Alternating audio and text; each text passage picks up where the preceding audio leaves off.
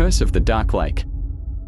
5 friends Ethan, Sophia, Lucas, Olivia, and Noah decided to go on a camping trip to a remote area they had never visited before. They had heard rumors about Dark Lake, a mysterious and eerie place where no one from the nearby town ever ventured. The locals spoke of strange occurrences and cursed spirits, but to the adventurous group, it was just another myth. After hours of driving through dense forests and winding roads, they reached an old, abandoned cabin near the lake. The air was thick with mist, and the trees seemed to whisper secrets as the wind howled through the branches.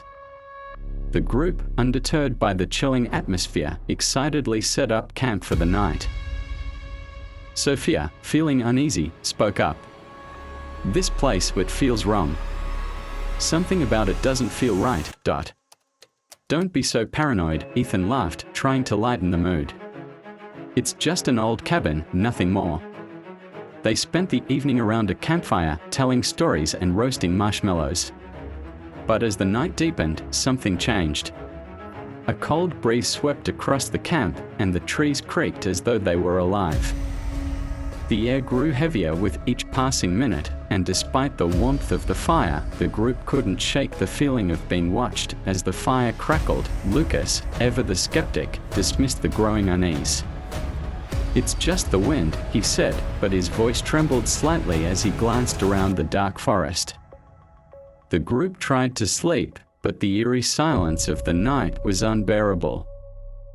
Suddenly, around midnight, they were jolted awake by a loud bang outside. Olivia, who had been sleeping in the corner of the cabin, woke up with a start. Her breathing quickened as she heard faint whispers just beyond the door. The wind had stopped, and there was an unnatural stillness in the air. She tried to shake it off, but then the whispers grew louder, closer. Suddenly, the door creaked open, and a shadowy figure appeared in the doorway. Olivia screamed, but no one else seemed to hear. The figure stepped forward, its dark, hollow eyes fixed on her. Her body froze, unable to move, as if some invisible force was holding her in place. The last thing she heard was a soft, chilling whisper, "You're mine now." When the others rushed to her side, they found Olivia's body slumped on the floor, her eyes wide open in terror, but her skin cold and lifeless. There were no signs of physical injury, just an overwhelming sense of dread. The group was in shock, unable to comprehend what had just happened. But there was no time to mourn. As dawn approached, Lucas went to the lake, hoping to clear his head. He walked to the edge, staring out at the dark water, feeling an unexplainable pull toward it. Sophia and Ethan, still shaken, decided to follow him, but when they reached the lake, Lucas was nowhere to be found. They called out his name, but there was only silence. The mist had thickened, making it difficult to see anything beyond a few feet. Suddenly, they heard a splash. Turning toward the sound, they saw Lucas, standing in the water up to his chest, his eyes glazed over, as if in a trance. His body jerked violently, and then he collapsed into the water, disappearing beneath the surface. By the time they managed to get to the edge, Lucas was gone, swallowed by the lake. The water was eerily calm, as if it had never been disturbed. All they found was a single, blood-stained glove floating on the surface. Panic spread through the group. They were trapped in this cursed place, with no way of escaping the terror that seemed to be following them.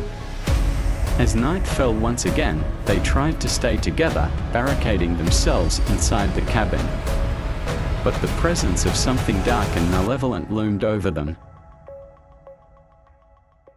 Noah, who had been quiet for most of the night, suddenly stood up, his face pale with fear. "We can't stay here," he said, his voice shaking. "We need to leave." Now, before anyone could stop him, Noah rushed out of the cabin into the night, running blindly into the forest. Ethan, Sophia, and Olivia tried to chase after him, but the darkness swallowed him whole. They searched for hours, calling his name, but Noah was never found. The only trace they discovered was a trail of footprints leading to the lake's edge.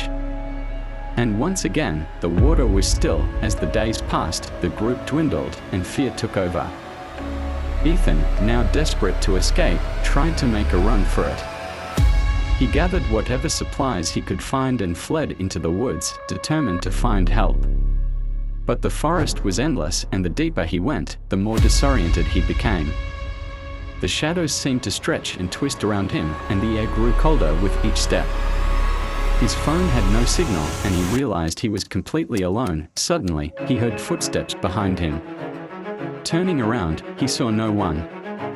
The footsteps stopped, and Ethan was left in an unbearable silence. He turned back around, but the figure was there, right in front of him. It was a shadow, its face hidden, but he could feel its eyes boring into him. Before he could react, the shadow lunged at him, and Ethan felt his body being pulled into the darkness.